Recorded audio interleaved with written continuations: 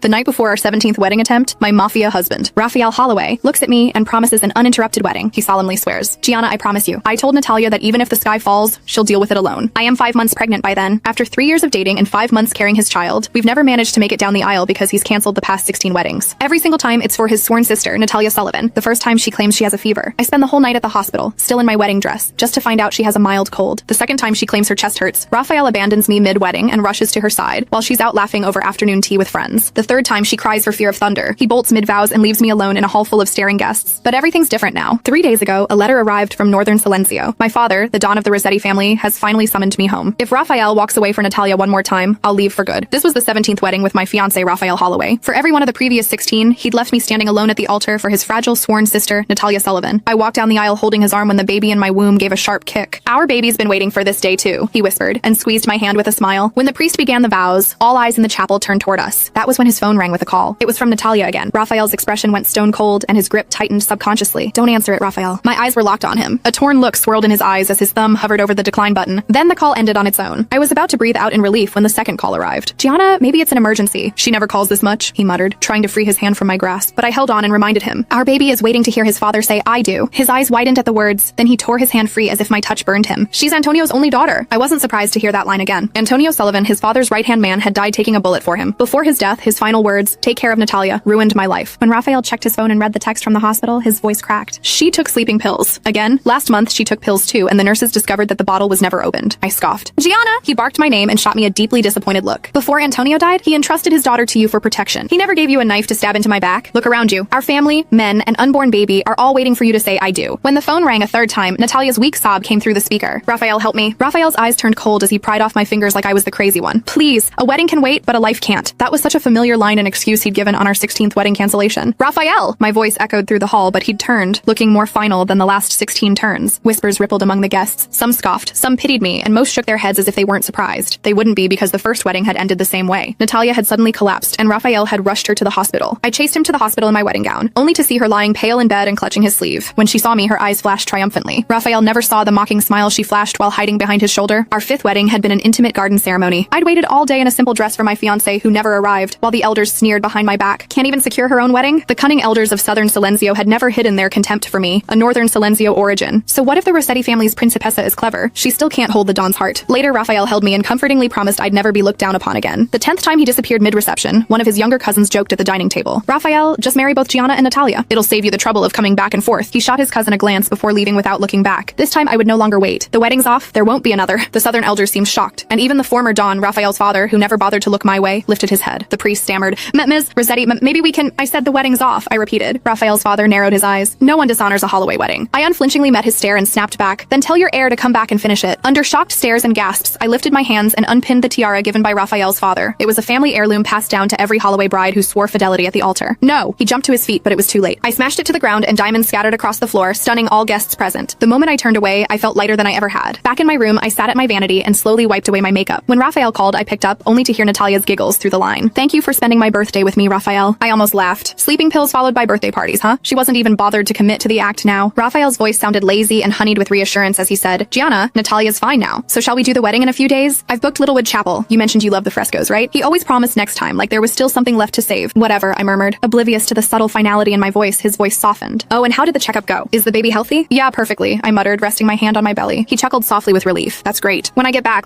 Raphael," I said, cutting him off. "Is Natalia's birthday party over yet?" There was a brief silence before his laugh sounded over the phone. "Are you jealous?" Instead of answering, I ended the call and pulled out a flight ticket from the drawer, headed for the Northern Silencio Mafia headquarters in Montrava. It came with an invitation card with gold-embossed script shimmering under the lights. "Welcome home, Ms. Rossetti." When I was about to fall asleep that night, I heard the soft click of the door lock. The thought that Raphael might be back surprised me a little. Standing by the bedroom door, I listened to the soft sounds coming from the kitchen. Lately, he'd started doing this. He'd suddenly return home, fuss around in the kitchen, and hurriedly slip out with some deliciously cooked food. Once I caught the sweet aroma drifting from the oven and thought he had a surprise for me. "What are you making?" I asked and curiously peered. He didn't even look up as his hands swiftly packed the lemon tart straight out of the oven into a box. Natalia said she was craving this. He assembled the box carefully and even tied a perfect bow with a ribbon. "I'm hungry too." I stared at the golden crust and gulped. He paused and then remembered my love for lemon tarts too. "Shall I get Susan to make you something? Or could you order in?" After he left, Susan Barlow made me a plate of oversalted pasta. And now I was no longer curious about what the midnight treats were and who they were for. My throat felt a little dry, so I got up and headed to the kitchen to get a glass of water. In the kitchen, the air was heavy with the rich sweetness of coffee, cocoa, and mascarpone. He was making tiramisu. He layered biscuits, soaked them in a coffee liqueur mixture, spread the cream, and dusted frosted cocoa powder on top. He was so focused that he didn't even notice me standing at the door until I fetched a glass. Gianna? He spun around and instinctively shielded the counter with his body. Aren't you asleep yet? Just thirsty, I said flatly.